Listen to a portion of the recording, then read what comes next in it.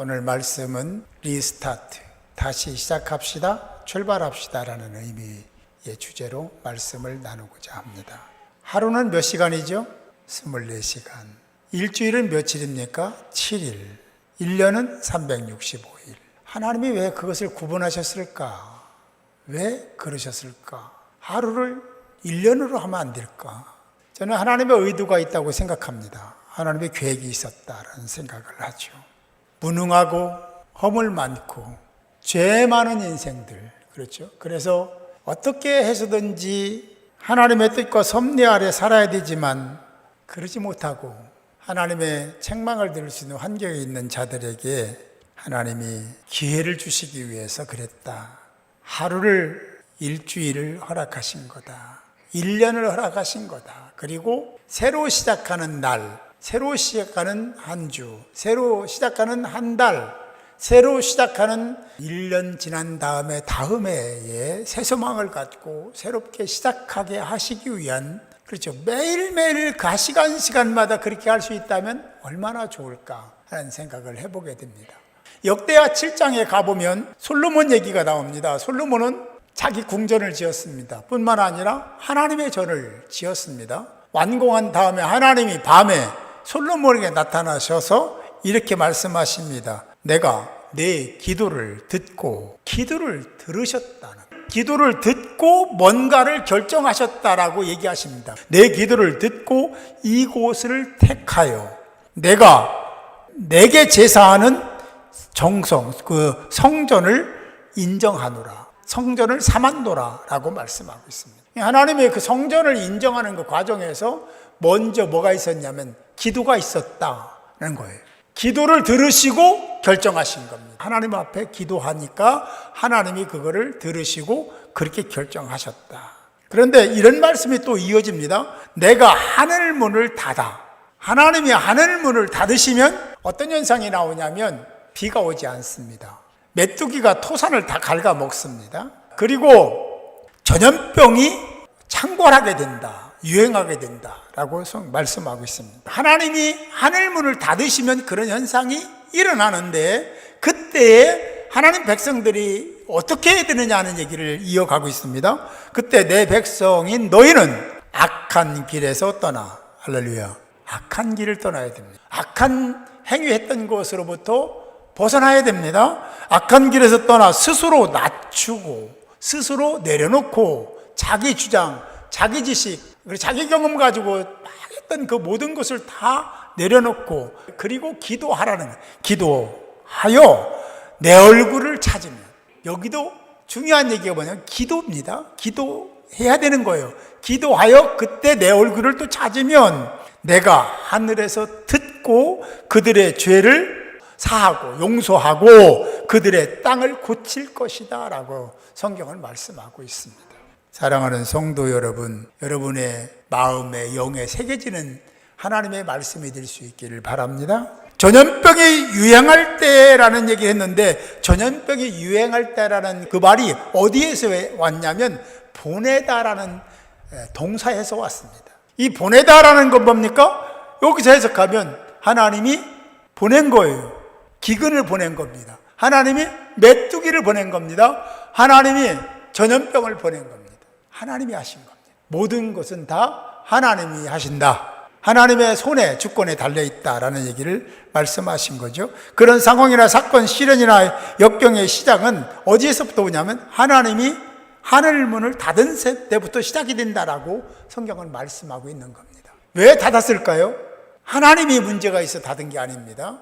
사람들에게 있는 겁니다. 우리가 잘 알아야 돼요. 그래서 악한 길, 뭐요? 악을 행한 거죠. 악한 길을 떠나서 스스로 낮추고 맡기고 기도하라라고 성경은 말씀하고 있는 겁니다. 한마디로 얘기하면 돌이켜라. 신학적 용어로 하면 회개해라, 그런 얘기입니다. 모든 것을 행할 때 회개라는 것이 첫 발걸음입니다. 회개하라는 것은 하나님과의 관계, 소통의 문을 열어라. 그것으로만 열려지니까 그러라는 거예요. 여러분 회개했을 때만 하나님과 소통할 수 있음을 믿으시기 바랍니다. 오늘 본문에 나오는 야곱, 그는 사람을 속이는 자였습니다. 남의 것을 빼앗은 자였습니다. 아버지를 속이고 형의 에서를 속이고 장자권을 탈취한 사람, 화를 내는 형과 아버지를 당할 수가 없어서 야반도주한 사람이 야곱입니다. 그는 베델까지 도망하는 4일 동안 얼마나 힘들고 어렵고 무섭고 두려웠을까 익히 짐작할 수 있습니다. 그런데 그곳에서 하나님이 이 야곱을 만나 주셨죠. 베델에서. 그리고 뿐만 아니라 내가 돌아올 때까지 내가 네 생명을 책임지겠다고 약속도 하셨습니다. 그리고 그 다음날 하란으로 떠나는 야곱의 발걸음은 가벼웠습니다. 여기에 길을 떠났다라고 말씀합니다. 이 말씀 속에는 원어적으로는 이런 의미가 있습니다. 너무 신났다, 가벼웠다, 발걸음이 가벼웠다, 깡총깡총 이게 뛰듯이 걸었다라는 말이 원어의 의미가 함축되어 있습니다. 그러니까 다음날 야곱이 하란으로 가는 것은 그렇죠. 그 거리가 뭐 보통 거리가 아니지 않습니까? 근데 그 거리를 가는데도 발걸음이 가벼웠다. 왜? 하나님이 함께 하셨고 약속을 받았기 때문인 줄 믿으시기 바랍니다. 먼 훗날 이제 라반의 집에 가서 20년 동안 그렇게 생활하고 그 다음 야곱은 고향으로 돌아가기 위해서 야복강가에 섰습니다. 아무도 그를 책임질 수가 없었습니다. 홀로 남았습니다. 그리고 두려움에 떨었을 때 하나님의 사자가 그를 신방했고 여기 성경에는 씨름했다고 나오지 않습니까? 그런 과정을 통해서 그에게 자유를 허락하셨습니다. 그런 다음에 디나의 사건이 있었고 또 많은 사람을 도륙했죠. 그런 다음에 또 두려움에 사로잡힌 그에게 나타나셔서 하나님은 이렇게 말씀하셨습니다. 너는 일어나 베델로 올라가서 하나님을 만났던 그 장소로 가라. 그런 얘기죠. 가서 거기서 제단을 쌓아라 라고 말씀하고 있습니다. 야곱은 집안 사람들과 함께한 식솔들 모두에게 명령을 합니다. 우상, 신상들을 다 버려라. 그리고 성결 명령을 내리고 거기서 어디 하나님이 정하신 그 장소. 이 성경 앞에 우리가 9절서부터 봤는데 그 앞절을 보면 거기서라는 얘기가 여러 번 반복되고 있습니다. 하나님이 정한 장소 거기에서입니다. 우리도 그래야 돼요. 그때만이 아니라 지금도 하나님이 정하신 그 장소에서 예배를 드리는 것이 원칙이고 원리고 합당한 자세고 태도인 줄 믿으시기 바랍니다. 자꾸 핑계하지 마세요. 변론하지 마세요. 이제는 끝났습니다. 더 이상 숨는 자가 되면 안 돼요. 거기서 하나님께 제사를 드리고 그곳을 베델은 여러분 제가 여러분에게 베델은요 집 하나님이요. 하나님의 집이라는 뜻이고 베델은 하나님의 집이라는 뜻입니다. 그런데 베델이라고 했습니다. 하나님의 집에 계신 하나님이라는 뜻입니다. 베델이라 이름을 지었죠. 그리고 야곱이 고향인 밧단 아람으로 돌아옵니다. 과거를 뒤로하고 이제 고향에서 다시 인생을 시작합니다. 그때 하나님이 또 나타나셔서 뭐라고 하냐면 네 이름이 야곱인데 이제부터는 이스라엘이라고 하라. 이름을 계명까지 해주시면서 그의 미래를 보장하셨습니다. 뿐만 아니라 그에게 이 인생 살면서 하나님이 주실 모든 복을 허락하셨습니다. 그리고 총회와 왕들이 네 허리에서 나올 것이다 라고 하셨고 그리고 조상들이 준 땅을 또 네 후손들이 차지할 것이라고 말씀을 하셨습니다. 그렇게 된 줄 믿으시기 바랍니다. 역사가 증명하는 거예요. 그대로 됐습니다. 사랑하는 성도 여러분, 이제 저와 여러분은 다시 한 줄기 빛이신 생명이신 영원한 생명의 빛이신 주님을 만나야 될 줄 믿습니다. 엘리야처럼 세미한 하나님의 음성을 듣고 숨어있는 동굴에서 빠져나와서 이제 하나님이 정하신 그곳에 서서 사명을 감당하고 하나님께 충성을 다하는 자가 되어야만 될 줄 믿습니다. 믿음의 조상인 아브라함도 그렇게 다시 시작했습니다. 노아도 다시 시작했고 욥도 바울도 다시 시작했습니다. 하나님께 쓰임받은 모든 사람들은 그런 과정이 있었고 그리고 다시 시작했습니다. 기도로 시작했다는 거예요. 하나님을 만남으로 시작했다는 거예요.